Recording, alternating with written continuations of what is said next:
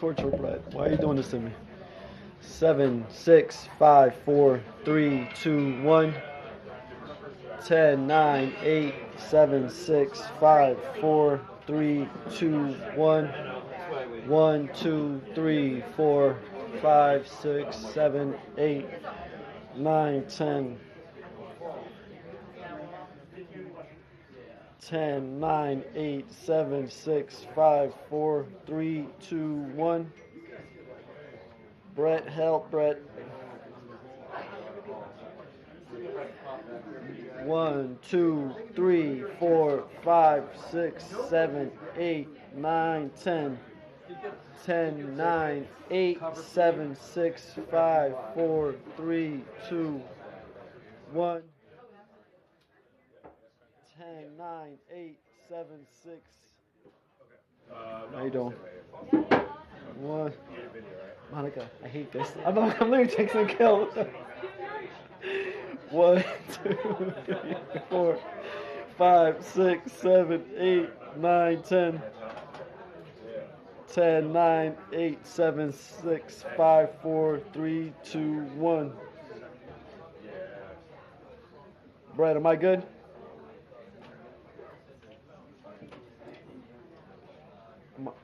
Good? No? Did they really? Alright. Questions. Who got questions? You, Mark, what's your question? I really don't like this. This is why I became a cameraman, you know? So, like, hide behind the sticks. Brett, can I go? I can't even see him, yeah. Just text him directly.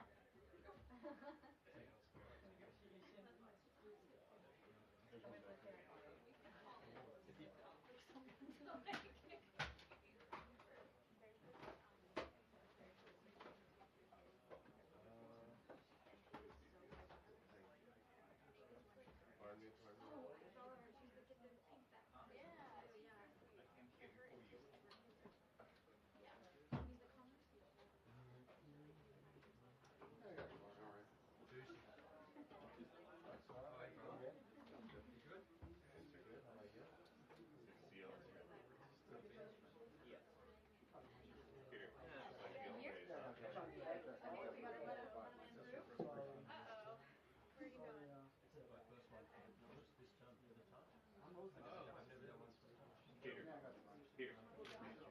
Just to warn you, there's a bird's nest right outside. What's that? There's a bird's nest right outside. Too soon? Too soon.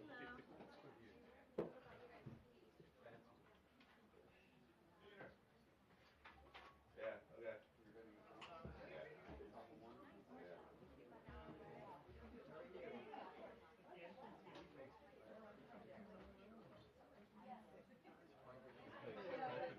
Earlier?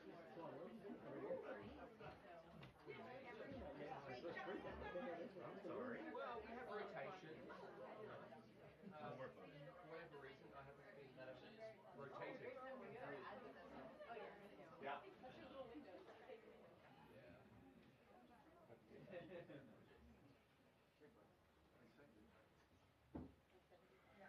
I can only do that in call.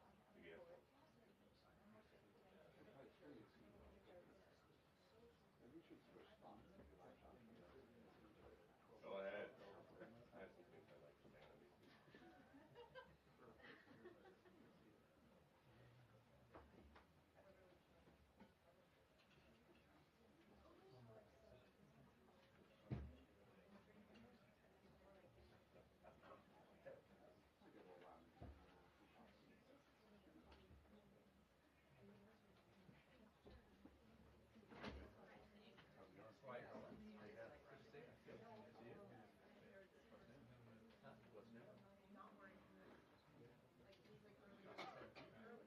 What's new?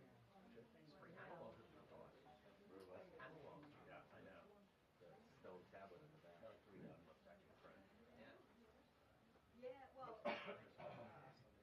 You translate Christy for I printed that when I was going out. I think I'll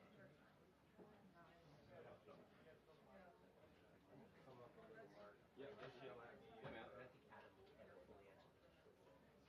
No sugar. All right. great man. All right, you're good, man. Okay.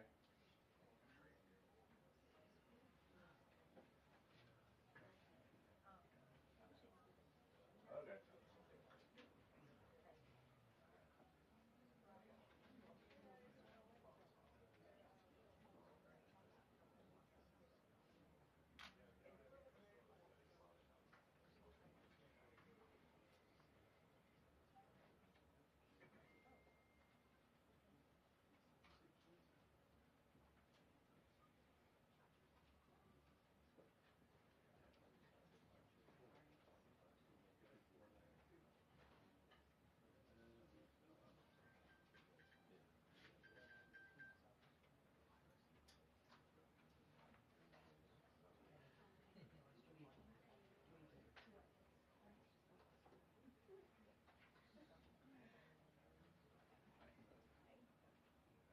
So far via text, Bill, they've said that it's pure lawless tyranny, but we do expect to get more info about this CHNV program. Basically, President Biden started it with the stroke of a pen to let more than 530,000 immigrants from Cuba, Haiti, Nicaragua, and Venezuela into the United States.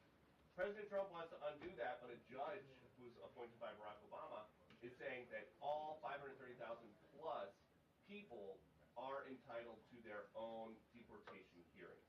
And so now the question becomes, what's this president going to do? Are they just going to try their luck in court with an appeal? More often than not, so far, in court, a lot of these things that they've been trying to do have been holding up. Or are they just going to try to get rid of these 530,000 plus folks, some of whom have been found to have committed fraud on their implications, and that is why President Trump thinks he can get rid of this program. Something else that we would like to get to the bottom of: what laws do officials here think they need to change to deport people who were born in the United States with long rap sheets to cheap prison cells in Central America? We think we will get answers to some of this, hopefully all of it. Any minute. Bill.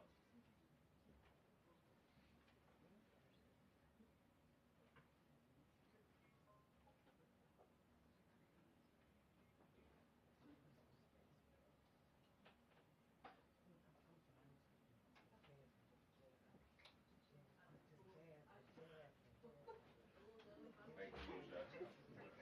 Don't steal my question. I was gonna say, what are you gonna ask? No idea. Wing it. Yeah, it is, Chris, and this is very big escalation. Any day. Yeah, let me do the dessert.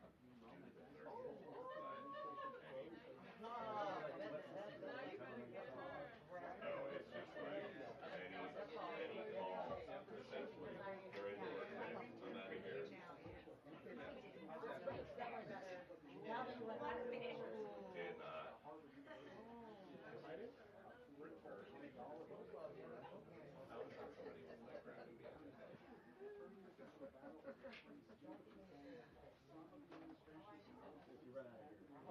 Yeah, that's maybe. I was working out the Karoline,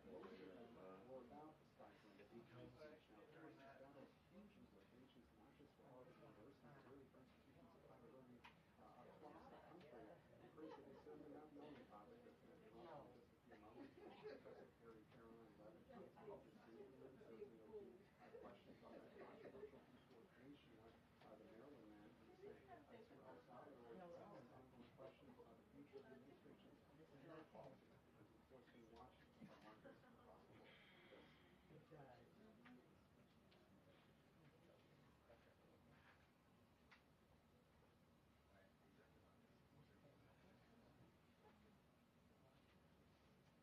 show.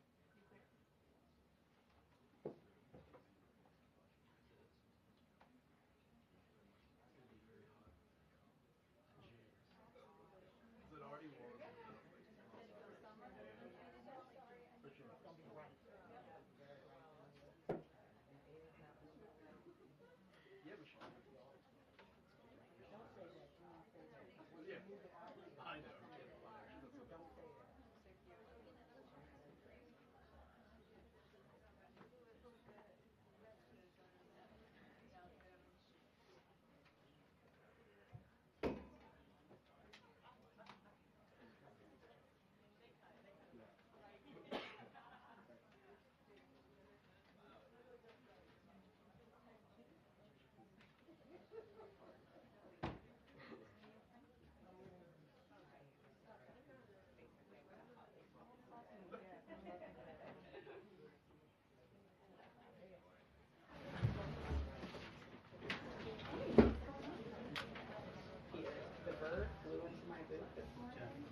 Watch out!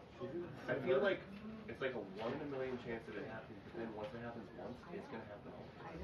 No, it happened to Kelly from News Nation. I was like 20 seconds out when that happened to you, and my eyes were like, I was like so excited. Is that bird? Yeah, the bird. Oh, we have to look at it right now. Yeah, it's You worth seen it. the bird? You handled it extremely well. I would not have handled it that well. Just for the record. It was so good. I'm like, that bird knew not to come to me. Years ago, a mouse fell into the ground Good. from the ceiling. So. Is it caught on video? Yeah. No, that's Yeah, why the bird Peter thing gives too. you that. What's great about that though too, it was my like 15 seconds on cam. They were trying to figure it out.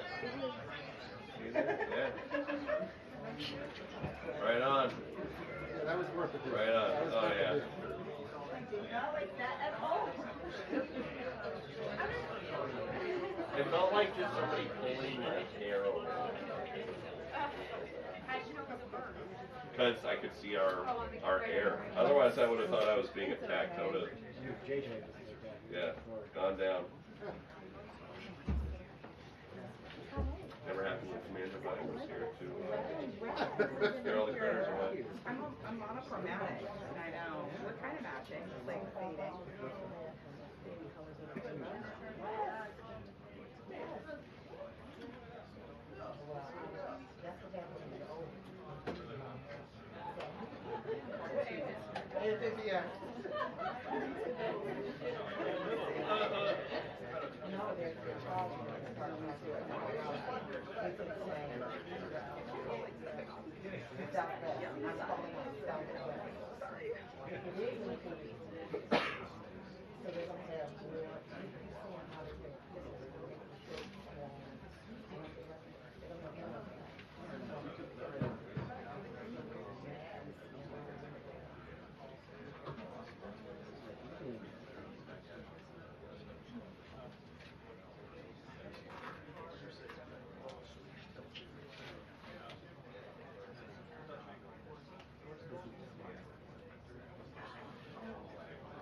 How old?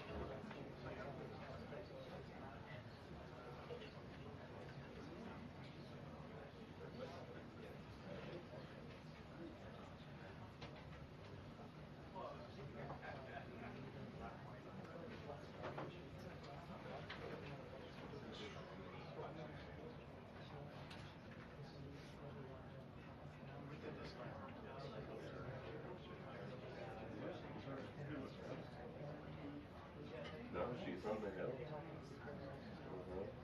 Yeah. Her last time her walking the room. We got lucky with the timing. I was here. We were listening to rest.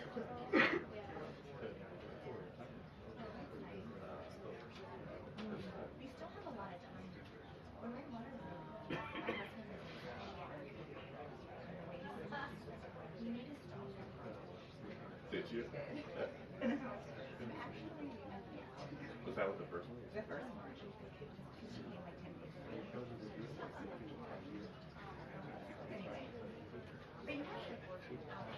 Yeah. Yeah.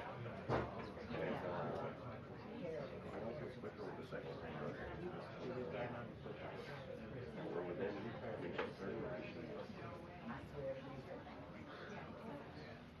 trying to figure out if this, yeah. Yes. Attention, the press briefing will begin in 10 minutes. 10 minutes.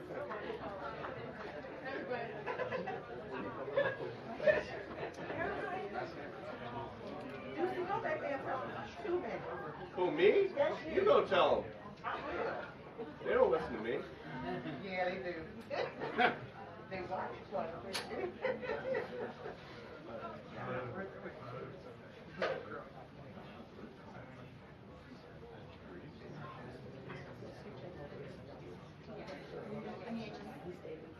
Your body's like just so long. We were doing this again.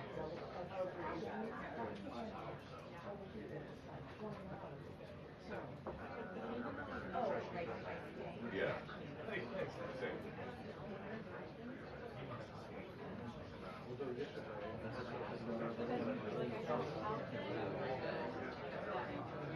Yeah, but anyway,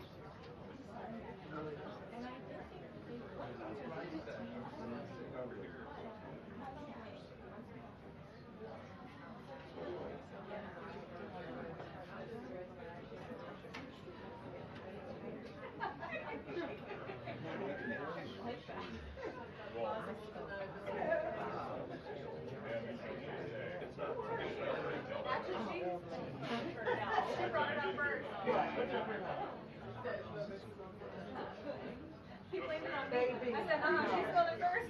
No, but you corroborate. That's true, that's true. Everybody around here. Everybody knew it. Let me tell you something, my dad don't set up much shit. Nobody else.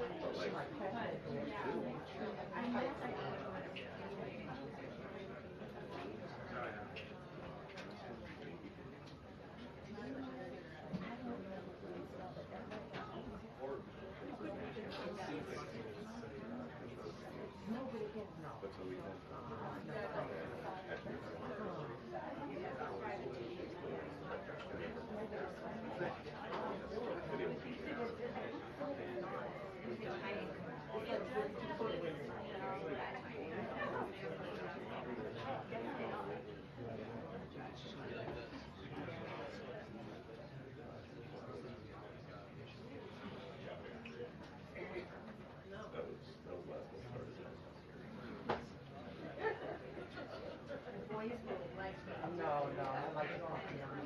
yeah, no, I've heard.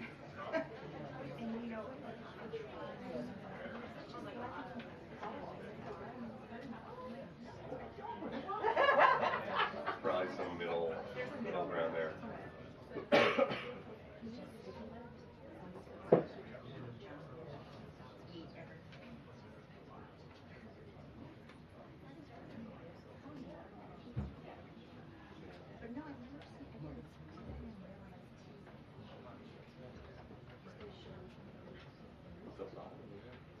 Now I'm just seeing like x-rays and it makes sense.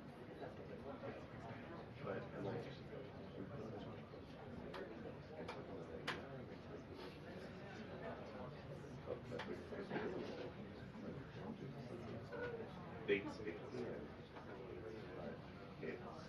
nobody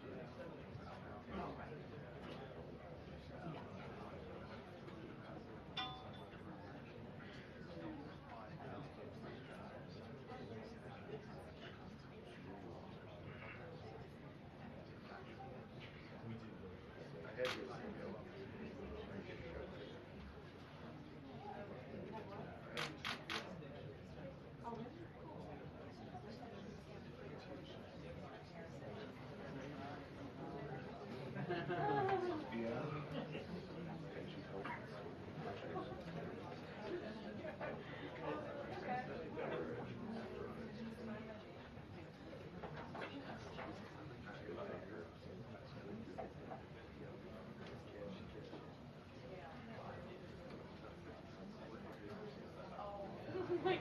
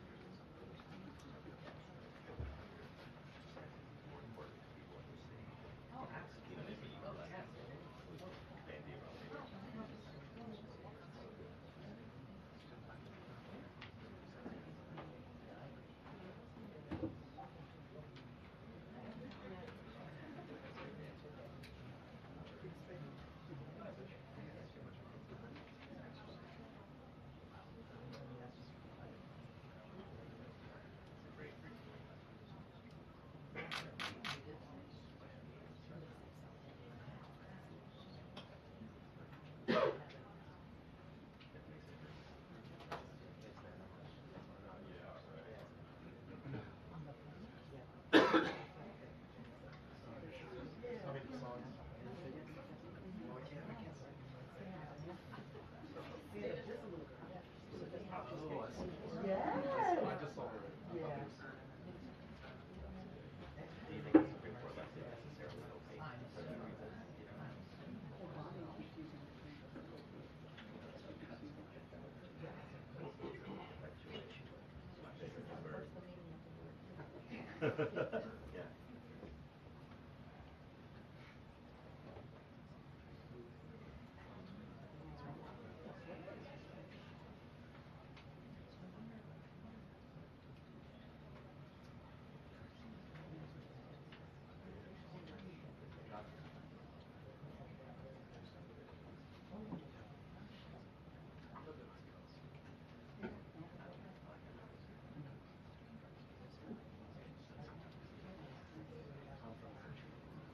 Yeah, interpretation.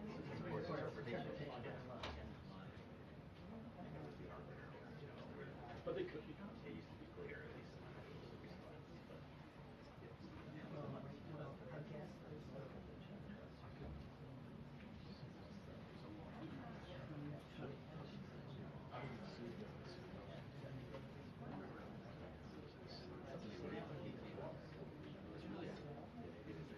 sure.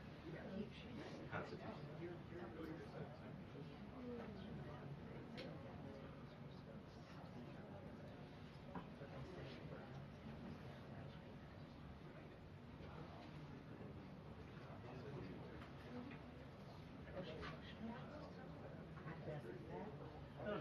I get that, but like,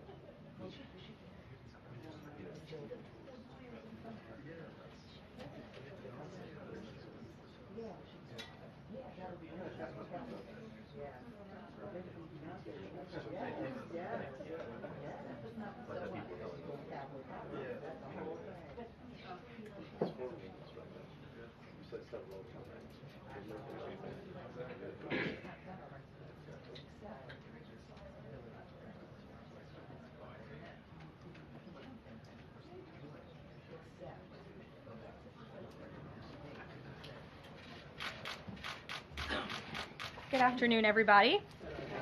I apologize for my tardiness, but I came directly from the Oval. I have some newsy updates to share from the President, which I know you all very much value and appreciate. So let's get to it. The President promised millions of Christians across the country on the campaign trail that he would create a White House faith office when he returned to the White House, and he has delivered on that promise. The White House Faith Office has put together an extraordinary week-long celebration currently underway for Holy Week ahead of Easter Sunday. The President signed a Holy Week proclamation, filmed a special presidential video message, and will be hosting a pre-Easter dinner tomorrow night and a White House staff Easter worship service on Thursday.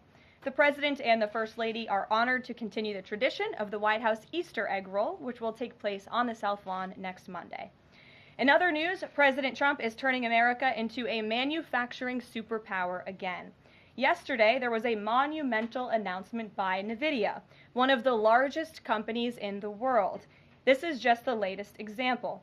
For the first time ever, chip-making giant NVIDIA will produce AI supercomputers entirely in the United States as part of its pledge to produce $50 billion worth of AI infrastructure in our country over the next 4 years.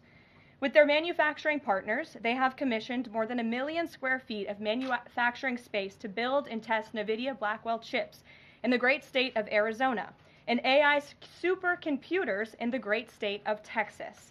NVIDIA's founder and CEO Jensen Huang touted how the engines of the world's AI infrastructure are being built in the United States for the first time.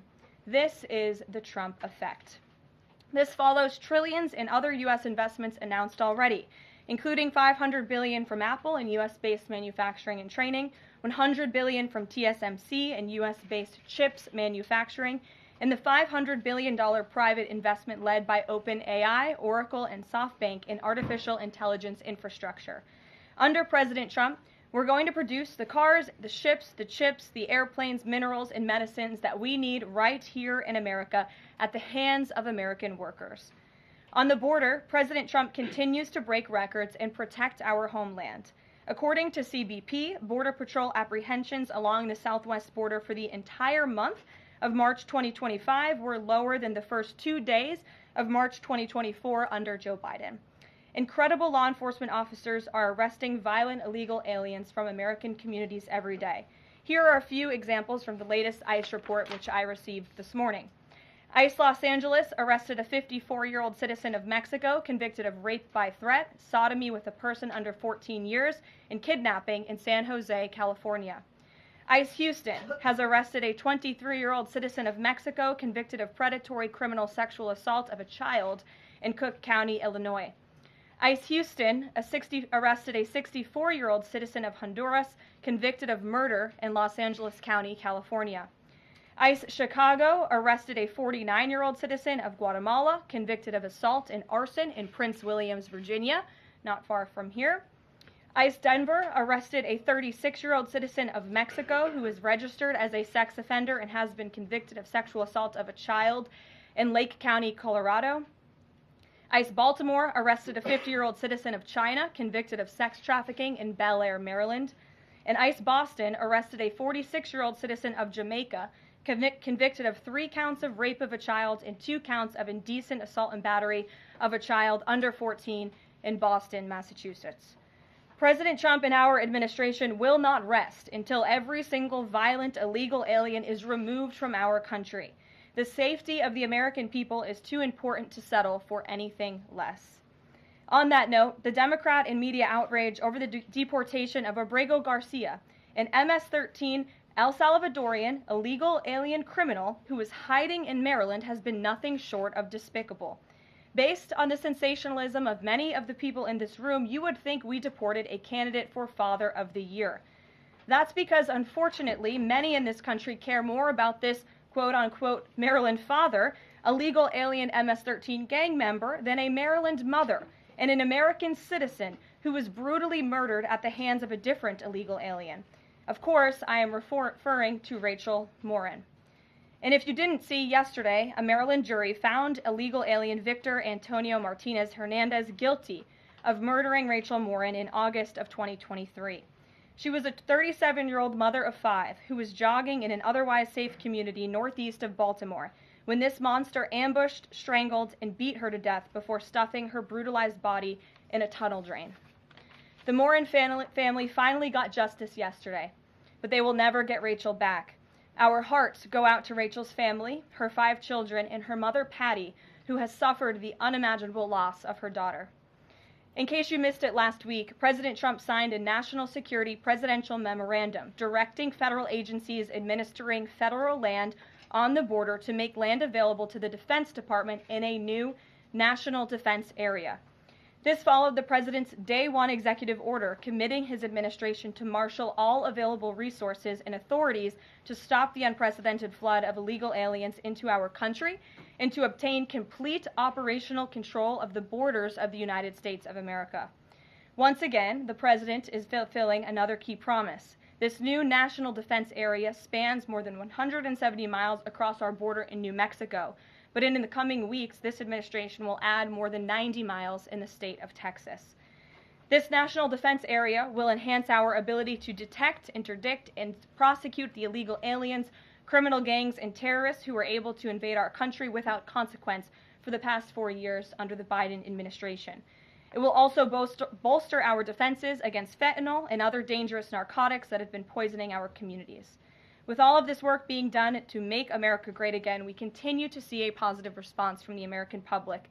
A brand new poll published from the Daily Mail and JL Partners this morning found that President Trump's approval rating is at an all-time high.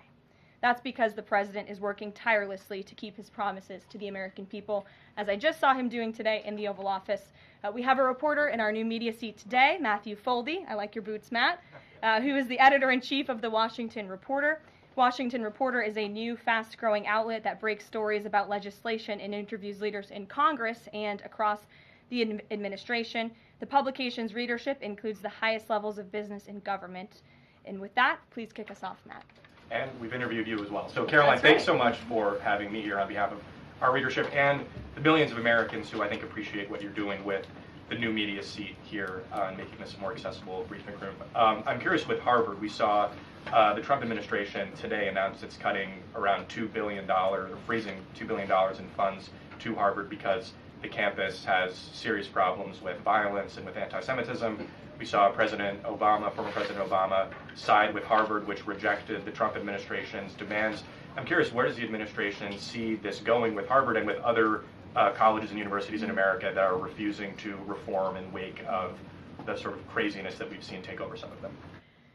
Thank you, Matt, for being here, and thanks for the question. When it comes to Harvard, the president's position on this is grounded in common sense, in the basic principle that Jewish American students, or students of any faith, should not be illegally harassed and targeted on our nation's college campuses.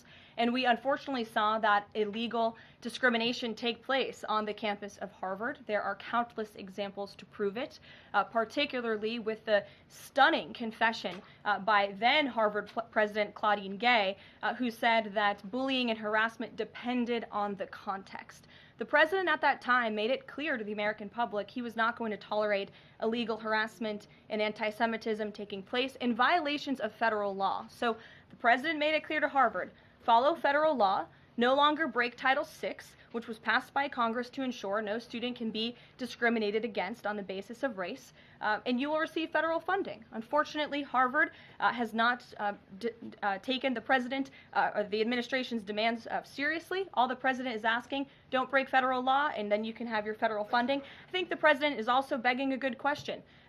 More than $2 billion out the door to Harvard when they have a more than $50 billion endowment. Why are the American taxpayers subsidizing a university that has billions of dollars in the bank already? And we certainly should not be funding a place where such grave anti-Semitism exists. And I'm curious, you had just mentioned Rachel Morin, and I'm a Maryland man, and I think most Marylanders appreciate what you were saying today. We've seen that Chris Van Hollen, who was Rachel Morin's senator, basically threatening to fly to El Salvador to press for the release of someone who was in America illegally. And not as much sort of from him about Rachel Morin's horrific murder and the verdict that was, I think, rightly reached yesterday. What does the administration think about the priorities we're seeing from Senate Democrats in terms of illegal immigrants instead of the work that agencies like ICE and DHS are doing with the Trump administration? It's mind-boggling, the priorities of the modern-day Democrat Party. I think it's atrocious that you have Democrats in Congress on Capitol Hill who swear an oath to protect their constituents and to serve them in Washington, D.C., spending more time defending illegal immigrant gang members than their own constituents and law-abiding American citizens like Rachel Morin. And I saw the president personally on the campaign trail, and I continue to see him in his role as president of the United States, put American families first, reach out to the victims, the families of victims at the hands of illegal immigrant crime, and frankly, the actions and the words of the Democrat Party prove they could not care less about the American public. And maybe if they did, they'd see a bit higher approval ratings right now. Thanks for being here with us today. Peter. Thank you, Karoline. To follow up on something that you just said, why do Ivy League schools get so much federal funding?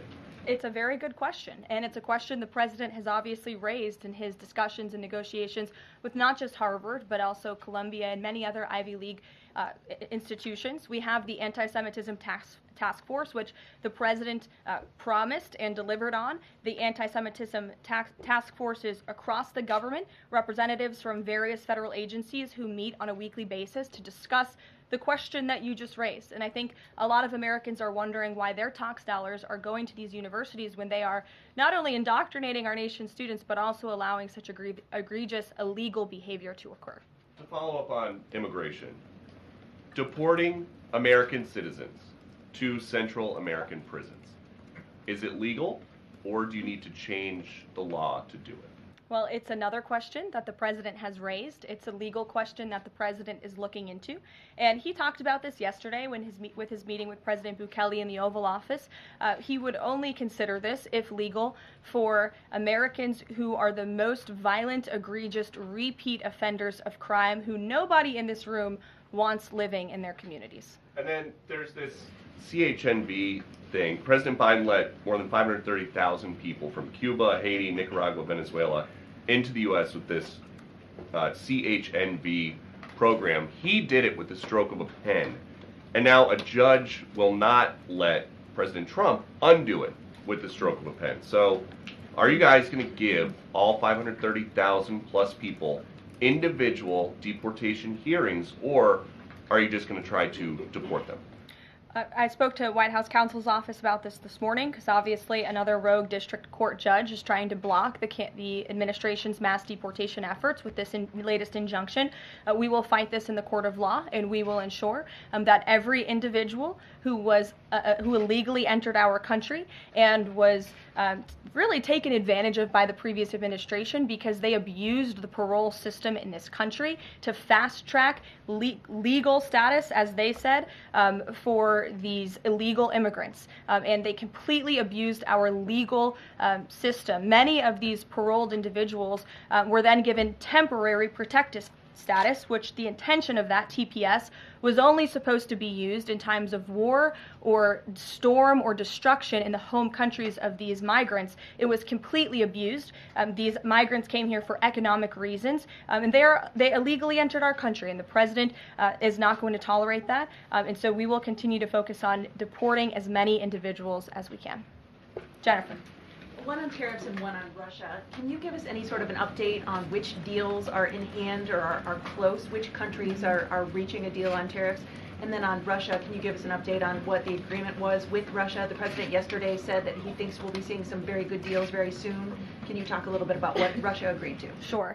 I don't want to get ahead of our United States Trade Ambassador and Secretary of Commerce, the Secretary of Treasury, all the great individuals who are working incredibly hard to cut these good trade deals. And the president's deeply involved in this as well.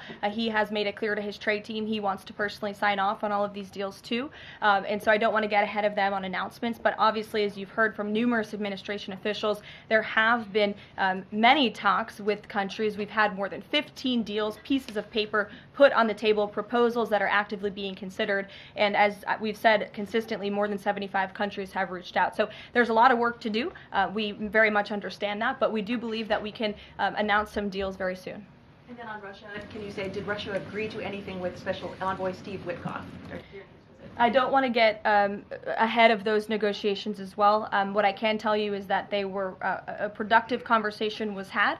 As the presidential envoy Steve Witkoff said last night, he believes that Russia wants to end this war, and the president believes that as well. There is incentive for Russia to end this war, and perhaps that could be economic partnerships with the United States, but we need to see a ceasefire first, and the president and the presidential envoy Witkoff made that very clear to the Russians. Gabe.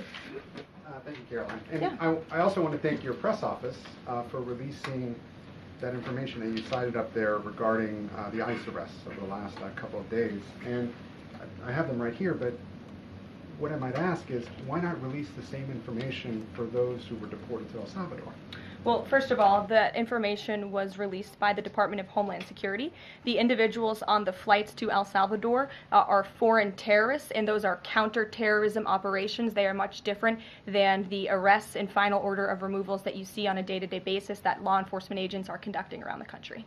That information was not, to that detail, was not released by DHS, though. I just told you the reason. It was a counterterrorism operation, a deportation of foreign terrorists, not illegal criminals who have been convicted of heinous crimes living in our American communities. It's two different things. Foreign terrorist, illegal immigrant criminal, two different things, two different definitions. You should look them up. Christian, go ahead. Yeah, thanks, Caroline. Does the president support raising the corporate tax rate to pay for all these other tax cuts he wants to see move through Congress? Look, I've seen this idea proposed, I've heard this idea discussed, but I don't believe the president has made a determination on whether he supports it or not. And then secondly, do you have any information on the status of Eden Alexander? Hamas says they lost contact with the unit guarding him following an Israeli airstrike earlier today. I don't have updates. I have not seen that report, but I can certainly check in with our National Security Council. I have spoken to the president about Eden Alexander, and he's made it very clear to our national security team that finding him is a priority, but unfortunately I don't have any updates to share. But it's a very important matter, and certainly we can check in. Sure. Hi.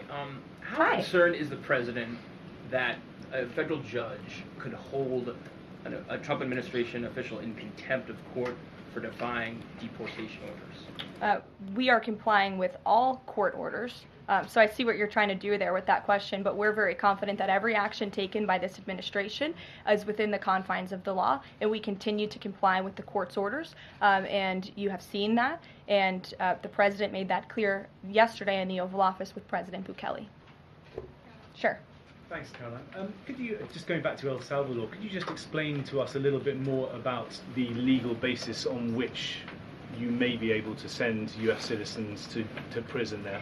I know you said that President Trump is looking at it, but can you explain to us a little bit more about how that might be possible?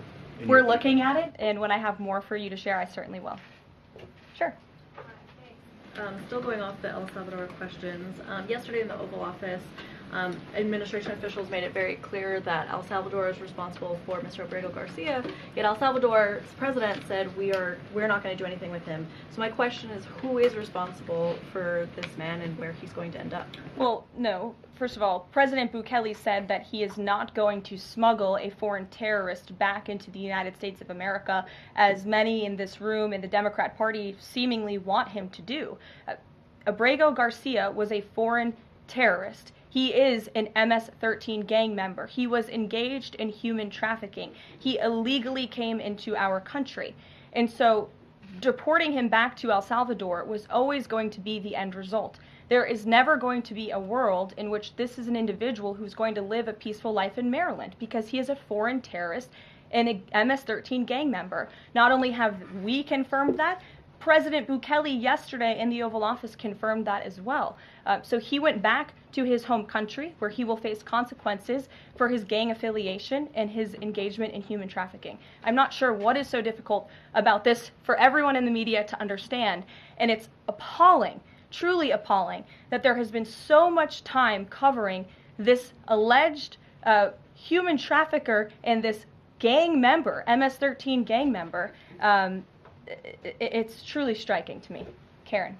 Thanks, Caroline. The president was posting on Truth Social today about helping American farmers. And last week in his cabinet meeting, he was talking about a plan to work with farmers to retain workers who are in the U.S. illegally, provided that they leave and then come back through what he said would be a legal process.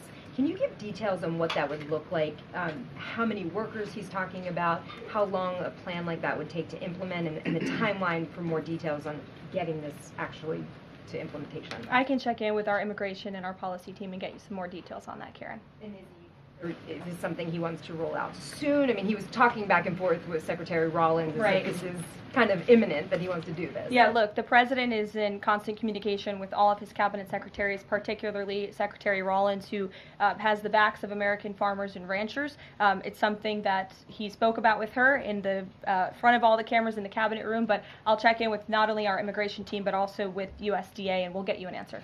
Jonathan. Hi, Caroline. Hi, it's great to see you in here. You too. The president has long said that it would be an abuse of power for a president to direct prosecutors to investigate him. Last week, President Trump explicitly directed the Justice Department to scrutinize Chris Krebs to see if it can find any evidence of criminal wrongdoing.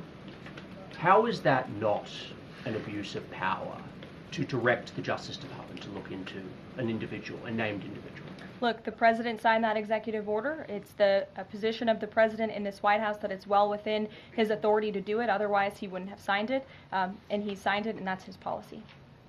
Jeff, how you doing? Fine, thanks, Karoline. A follow-up on Harvard. The president floated on Truth Social, I believe, the possibility of removing tax-exempt status. How serious is that threat, and are there other universities he's considering? And then a follow-up question on foreign policy. Can you give us an update on what the president hopes to come from the next round of talks with Iran? Sure.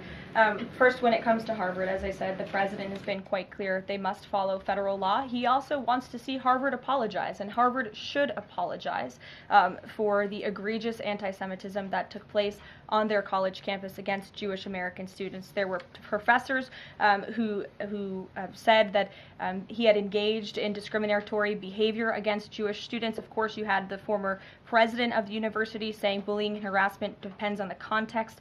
You also had an encampment on Harvard Yard that we all saw play out before the cameras. The university failed to impose formal discipline on any students for this anti-Semitic conduct violations, including the occupation of a campus building and the disruption of classes with bullhorns. The president believes Harvard should apologize to its Jewish American students for allowing such egregious behavior. As for the tax-exempt status, I would defer you to the IRS for any updates. I do want to answer your question on Iran, of course. The maximum pressure campaign on Iran continues, but as you know, the president has made it clear he wants to see dialogue and discussion with Iran while making his directive about Iran never being able to obtain a nuclear weapon quite clear.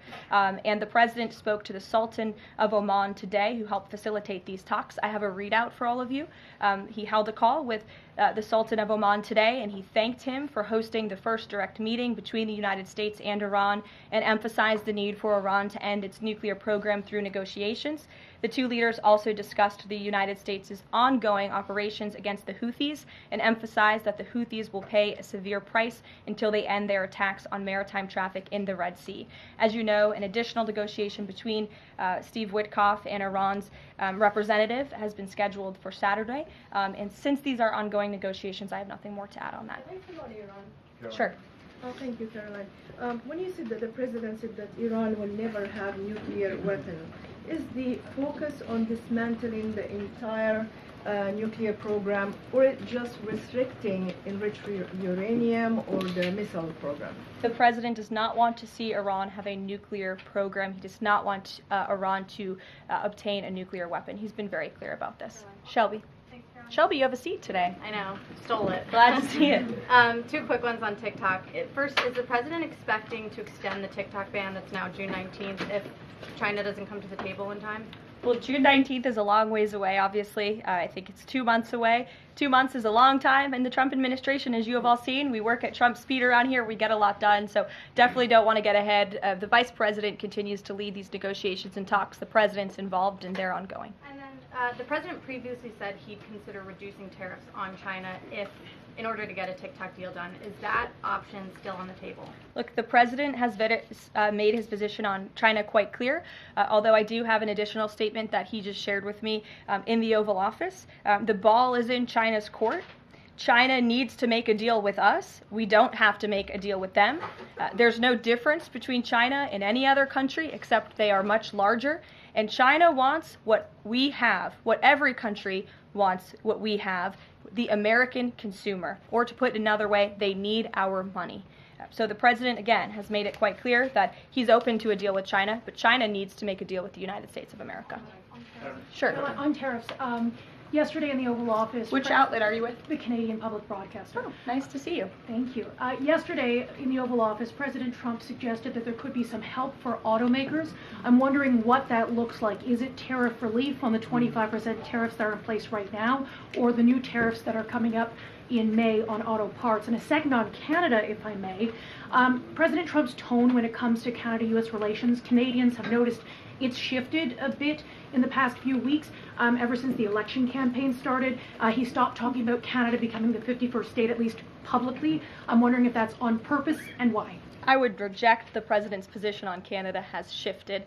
Perhaps he just hasn't been asked about Canada by questions from this group in the Oval Office, but they see him almost every day. But the president still maintains his position on Canada. The United States has been subsidizing Canada's national defense, and he believes that Canadians would benefit greatly from becoming the 51st state of the United States of America. As for autos and auto parts, I don't have anything to read out for you there, but I think the point the president was making is flexibility, and he has flexibility when it comes to negotiations and talks, but ultimately his goal in his fair trade deals that he is pursuing with many countries around the world is to put the American worker first. And we had automakers and auto workers here at the White House on Liberation Day who believe in this president and his negotiating ability to put them first and to bring those jobs back to the United States of America. And the president's been very clear about that in his conversations with the automakers as well.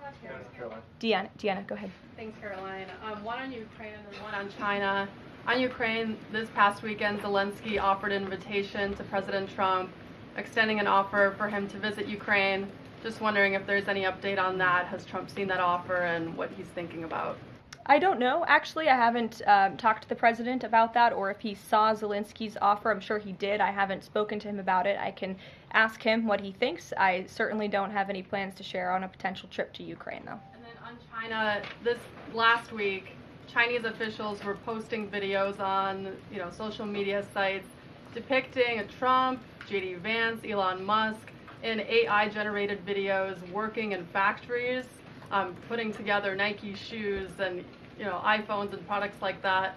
Does the White House, have they seen these videos? Do you guys have a response to that?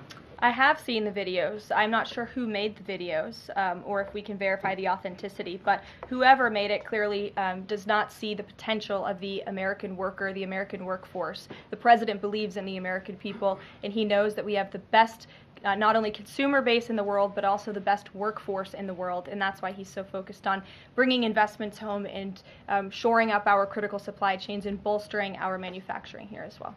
Brett. Thanks, Caroline. Would the president support a ban on members of Congress trading stocks? I'm certain that's something the president would be interested in looking at, and I can ask him if he would support such a bill. Sure. Yes. I have a question about the president's post from this morning on farmers. He asked farmers to be patient and just hold on. But a lot of farmers that I've talked to in the last week or so have said, they're in the middle of spring planting season, and that a trade war makes everything sort of up in the air. What would his message to them be? And also, is there anything specifically planned to provide relief like in President Trump's last term? Yes, well, relief is being considered. The Secretary of Agriculture, I know, has spoken to the president about that, and again, it's being considered. And as for the president's message to the farmers, he put it out himself. He could speak for himself much better than I can speak for him, and so I would just direct you to the statement he had telling the farmers again and reiterating his support for them and that he has their backs, which he certainly does. Kelly, in the back. Thanks, Caroline. 2 questions. The first one, a Georgia man was just arrested over alleged threats to kill Director of National Intelligence Tulsi Gabbard. Reportedly, there is now increased security around the FBI Deputy Director. Can you talk about the level of threats against various administration officials, and then a second one on Biden? I'm sorry to hear that. I had not seen that report. It's very unfortunately, and obviously the White House, the president, and the entire administration condemn any threats of violence against any administration officials or public officials on both sides of the aisle here in Washington, D.C. It shouldn't be tolerated, and we commend the local law enforcement agencies for arresting this individual. Former President Biden, he's set to deliver his first major speech since leaving office tonight. He plans to talk about what I'm told will be Social Security under the current administration, closing of offices, longer wait times, harder for seniors and people with disabilities to access earn benefits, is what Democrats have been saying today. I wanted to get the president's response, or if he plans to respond to this, and comments on what Democrats are calling cuts to Social Security. My first reaction when seeing former President Biden was speaking tonight was I'm shocked that he is speaking at nighttime. I thought his bedtime was much earlier than his speech tonight. I understand the topic of his speech will be Social Security. Let me make it very clear ahead of former President Biden's remarks. President Trump, is absolutely certain about protecting Social Security benefits for law-abiding, tax-paying American citizens and seniors who have paid into this program. He will always protect that program. He campaigned on it, he protected it in his first term, and he's back again to continue protecting it.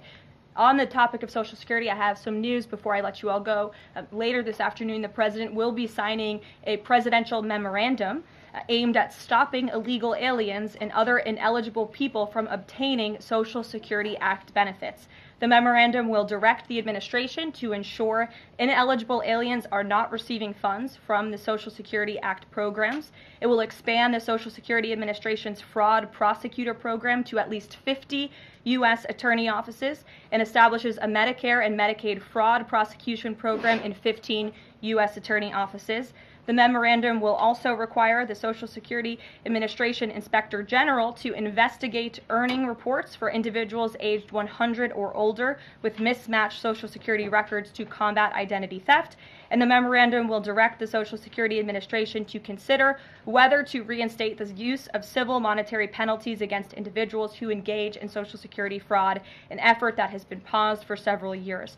These taxpayer-funded benefits should be only for eligible taxpayers. And President Biden should think about what he did in his last term, which is allow tens of millions of illegal people into our country, many of whom were fraudulently receiving these benefits. So you'll hear from the President on that later, and we will see you later in the East term. Bye, guys.